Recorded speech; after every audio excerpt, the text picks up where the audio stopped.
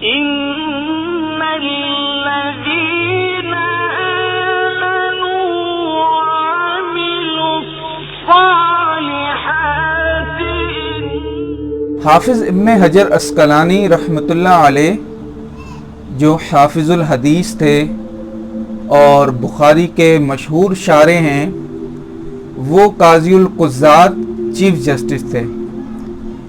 ایک مرتبہ وہ کر و فر اور عزت و احترام مرتبے کے ساتھ اپنے خدام سمیت شان و شوکت کے ساتھ بازار سے گزرنے لگے تو ایک یہودی نے، جو کہ خستہ حال تھا اور تیل فروش تھا، اس نے حافظ صاحب کے گھوڑے کی باگ کو پکڑ لیا اور کہنے لگا کہ اے شیخ الاسلام،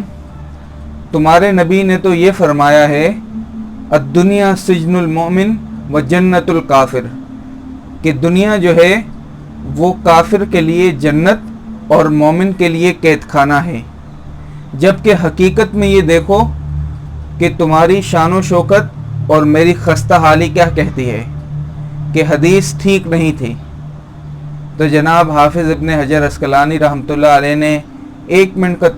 توقف کیے بغیر کہا کہ جناب اعلیٰ، حدیث کے الفاظ ٹھیک تھے.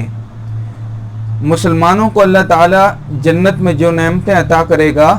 اس کے مقابلے میں دنیا کی تمام نعمتیں قید خانے کی حیثیت رکھتی ہیں، اور کافروں کے لیے اللہ تعالیٰ نے آخرت میں جو عذاب تیار کر رکھا ہے، اس کے مقابلے میں دنیا کی تمام نعمتیں جو ہیں جنت کی حیثیت رکھتی ہیں. کہتے ہیں کہ وہ یہودی اس جواب سے بہت متاثر ہوا اور کتابوں میں لکھا ہے کہ اس نے پھر اسلام قبول کر لیا.